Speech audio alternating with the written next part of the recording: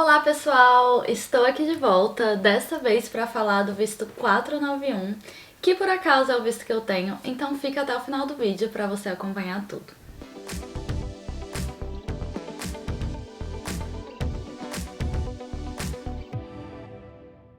Bom, para quem não me conhece, eu sou Alice Franco, moro na Austrália há quase 6 anos, sou contadora e nesse canal eu tento trazer dicas para imigrantes, seja de imigração, de inglês, de contabilidade e por assim vai.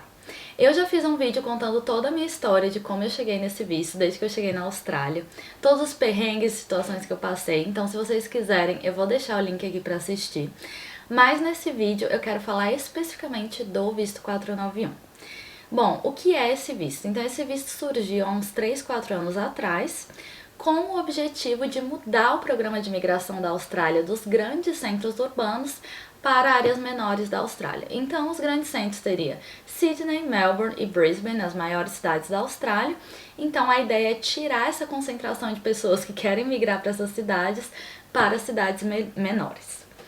Bom, é um visto que ele é um pathway para o visto permanente. Como assim? O pathway seria um caminho, né? Assim como a maioria dos vistos de sponsor, se você cumpre os requisitos desse visto, você consegue depois aplicar para o visto permanente.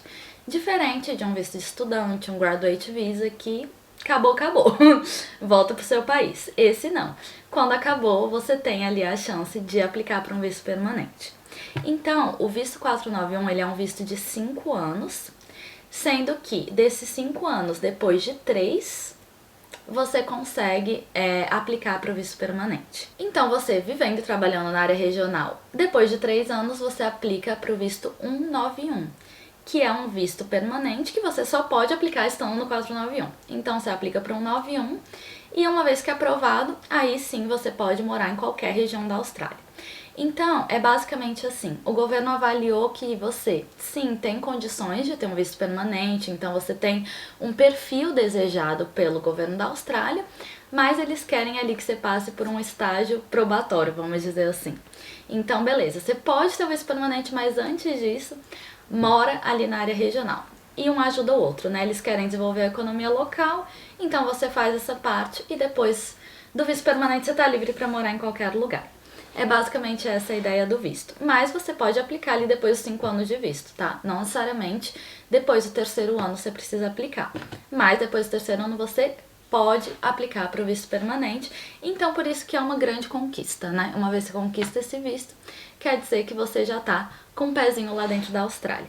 Tanto é que uma vez que você tem o visto aprovado, você tem direito ao Medicare, que é o sistema público de saúde da Austrália. Então, eles já te dão ali um gostinho do que é ser um cidadão australiano, tá? E depois, visto permanente, obviamente, depois ali de 1 ano, você consegue aplicar para a cidadania na Austrália. Então, é um caminho ali para a cidadania. O 491, ele é um visto estadual. Então, quem vai te convidar não é o governo federal da Austrália, mas sim o estado pelo qual você aplicou. E por ser estadual, cada estado tem a liberdade de determinar seus próprios critérios. E esses critérios mudam toda hora, tá? Por isso eu vou deixar no link da descrição o site de cada estado da Austrália, para que se você desejar aplicar, você clica nesse link para ver o critério mais atualizado. Então pode ser que eu fale um critério aqui, que na hora que você for aplicar um tempo depois eles já tenham mudado. Bom, então cada estado tem o seu critério. Por exemplo, New South Wales, você nem precisa morar em New South Wales, basta você ter uma profissão requerida pelo New South Wales. Então, como que funciona isso? Primeiro, eu vou falar dos critérios que valem para todos os estados.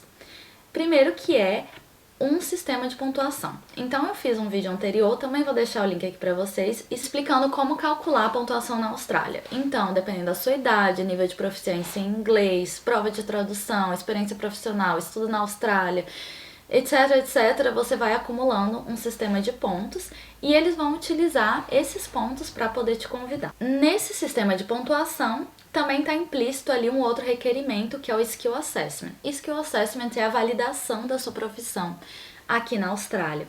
Então, não basta você dizer, eu sou contadora. Sim, prove que você é contadora. Então, cada órgão de cada profissão tem um requerimento próprio para avaliar se você é daquela profissão. Então, por exemplo, contabilidade, que é o meu, que eu até já fiz um vídeo sobre isso.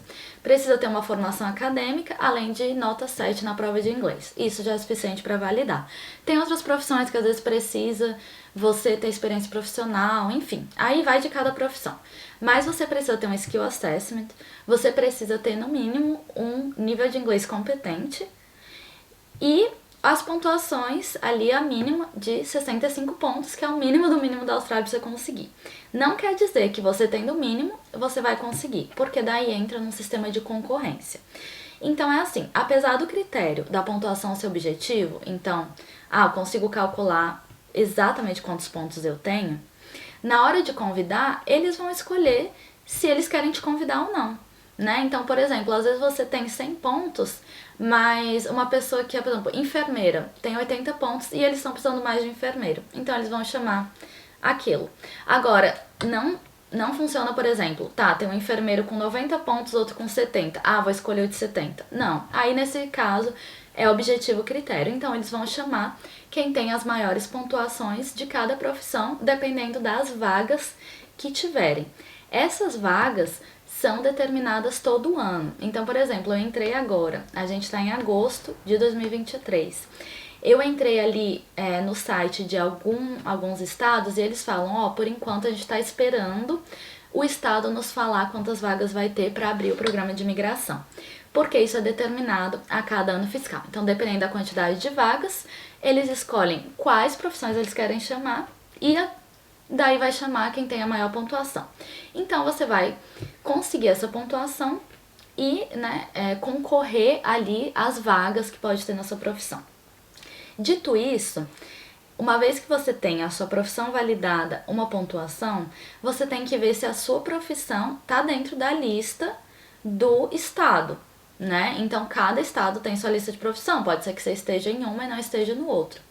Além disso, dentro de cada estado, pode ter requerimento de profissão de cada regiãozinha, cada cidadezinha do estado. Que foi, por exemplo, o que aconteceu em New South Wales. Então, contabilidade estava na lista de New South Wales, mas não estava em todas as cidades, né? Então, no caso, por exemplo, eu tive que vir para Albury, que é uma cidadezinha no interior de New South Wales, longe da praia, longe de tudo. Porque, por exemplo, se eu quisesse escolher uma cidade no litoral ali do estado, tipo Newcastle, já não teria contabilidade. Então, por isso que eu digo, você tem que ver o requerimento geral, mas você tem que entrar a fundo em cada estado, tá? Eu não vou detalhar todos os estados aqui, mas só dando alguns exemplos. Por exemplo, Perth, se você quiser ir para Western Australia, né, que é um estado em que a capital é Perth, para lá é considerado uma área regional, mas para você aplicar o visto lá, primeiro você tem que ter 1 ano de experiência na sua profissão e você tem que ter ou um trabalho nessa região de Western Australia ou um contrato, uma oferta de trabalho de no mínimo 6 meses. Então você até pode aplicar não estando morando no estado, mas você já tem que ter uma oferta de emprego e isso aí dificulta as coisas um pouco, acaba que quem mora lá consegue isso com mais facilidade, tá? Então, quando você for escolher o estado para aplicar, né, você pesquisa se tem sua profissão e se você tem os critérios. Como aplicar para o visto? A primeira coisa que você tem que ter, tanto para o visto 491, quanto 189, quanto 190, é uma expressão de interesse, EOI, Expression of Interest. Então você pode, na verdade, aplicar para todos esses vistos ao mesmo tempo. Você coloca lá suas informações básicas, sua idade, prova de inglês, etc. Tudo aquilo que dá pontos, eles vão fazer um questionário enorme. Você não precisa anexar nenhum documento, é só responder as perguntas e lá vai ter, beleza. Então você tem tantos pontos para esse visto. Você pode ao mesmo tempo aplicar para os 3 vistos. Tá, mas então, se o visto 190, 189 é o visto permanente direto, pra que eu vou aplicar para esse 491? É justamente por isso que, por esses outros vistos serem tão bons, a concorrência é muito maior. Então, muitas vezes você não consegue, né? Assim, foi o meu caso. Eu tava ali, eu apliquei para os 3 vistos e a concorrência para os outros vistos permanentes diretos estavam muito altas e eu não fui chamada. A única oportunidade que eu tive é o visto 491. Então, na verdade, é uma luz no fim do túnel, porque se não existisse o visto 491, não teria sido chamado para nenhum. Uma vez que você aplicou e teve o visto aprovado 491, você não pode mais aplicar para esses outros vistos, porque isso estaria contra a política que a Austrália está tentando fazer. Ela quer que você more na regional. Então, por exemplo, você consegue 491, vai morar na regional e depois consegue 190, aí sai da regional, então eles não cumpriram o objetivo que era você morar. Então, por isso que tem essa cláusula ali que te proíbe de aplicar para esses outros vistos caso você já tenha o 491. Depois tem a expressão de interesse, tudo certinho. E agora o que você faz? Existe um negócio chamado nomination. Quem não está acostumado com visto, é difícil de entender isso, porque existem várias etapas. Existe uma coisa de você receber o convite, depois de você ser nominado, então você tem que ter, quando o visto é estadual, você precisa dessa nomination, que é uma etapa a mais que não tem, por exemplo, de um visto que você aplica diretamente com o governo australiano, tipo o Graduate Visa, o visto de estudante, o visto 189, não tem essa etapa da nomination. Nomination é para quando é um visto estadual. Então, você precisa ter essa nomination, então o estado te nominou, depois que ele te nominou, você consegue aplicar ali na IME Account, tá? Cada estado também tem seu processo de nomination diferente. Agora em New South Wales abriu um negócio que é ótimo, que você pode diretamente na região administrativa dentro do estado que você escolheu, você aplica lá e você recebe a nomination. Então, existe o convite, né, para o visto. Depois do convite tem a nomination e só depois você aplica o visto. Então vamos supor, gente, por exemplo, que você está num visto de estudante, né, e acabou seu visto de estudante. Você entra num Bridging Visa, que é o visto de ponte, você pode continuar na Austrália. Se você já aplicou o visto, aí sim você pode continuar na Austrália. Se você ainda está nesse processo de receber o convite, está sendo a nomination e tal, você ainda não tem o visto, você ainda não tem o direito, você não entra em Bridging Visa, tá? Então você tem que ali esperar. Outro ponto, assim como eu falei no vídeo ali sobre as pontuações, não tem como saber com que pontuação está sendo chamado para esse visto. Então você fica meio que no escuro, tipo, será que eu preciso de 80 pontos, 90 pontos? E por isso que eu recomendo fortemente os grupos do Facebook, porque as pessoas postam. Ah, eu fui chamada, gente, com tantos pontos para a profissão tal, para o estado tal. Eu mesma postei lá quando eu recebi o convite, então pela postagem das outras pessoas, muita gente participa, então tipo Australian Immigration, Visa 491, você vai entrando nesses grupos de Facebook e acompanhando mais ou menos como está o movimento, com qual pontuação está chamando. Então, uma vez que você é convidado para aplicar o visto, como eu falei, tem o convite, a nomination e aí você aplica o visto. No momento que você aplica o visto, você ainda não tem esse visto, você está esperando para aprovação. Enquanto você está esperando a aprovação, você não precisa necessariamente estar morando na área regional, tá? Você pode estar morando em qualquer área e você também não tem direito ao Medicare. Tudo vai mudar a partir do momento da aprovação. Então, o dia que aprovar seu visto, a partir desse dia, você já tem direito ao Medicare. Aí, claro que é um processo à parte, você tem que entrar lá e aplicar o Medicare, enviar sua documentação, mas você já tem direito. E a partir de que é aprovado, você já tem que morar na área regional. Então, assim, mude o mais rápido possível. O mais rápido possível, eu vou abrir assim 100% com vocês, na verdade é até 3 meses, tá? Então, assim, você vai procurar se mudar, mas não precisa mudar amanhã, né? Porque a gente sabe que pra mudar você precisa achar uma casa, alugar, não sei o quê. Então, às vezes demora ali até 1 mês pra você efetivamente conseguir se mudar. Então, depois de 3 meses do visto aprovado, você recebe um e-mail da imigração dizendo pra você entrar na sua IME Account, que é a conta que você cria pra aplicar o visto. Lá na IME Account vai ter uma opção Update Details, algo assim. Então, você vai atualizar seus detalhes. Você vai colocar seu novo endereço, né? O seu endereço ali na regional. Se você já estiver morando lá, ótimo, não precisa atualizar o endereço. Com o que você tá trabalhando, porque você tem que trabalhar na regional.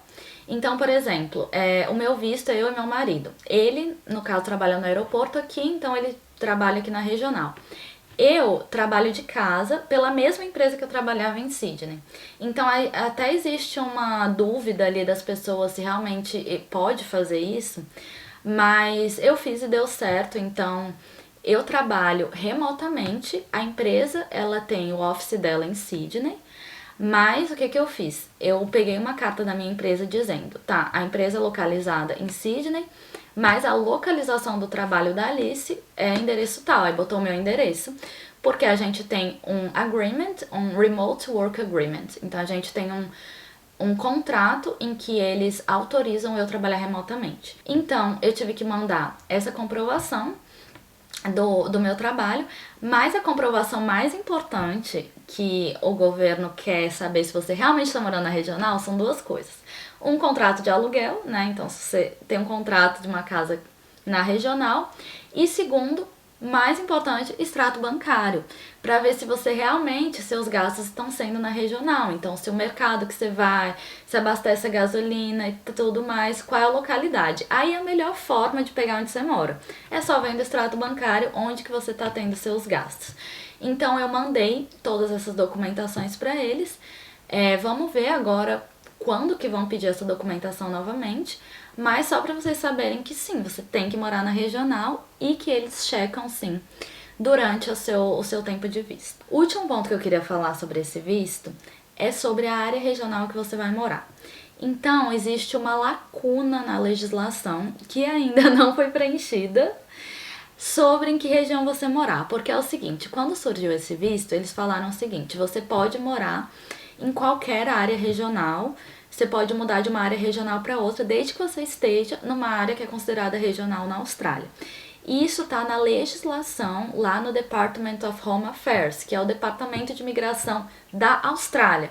Nesse departamento fala, você pode morar em qualquer regional.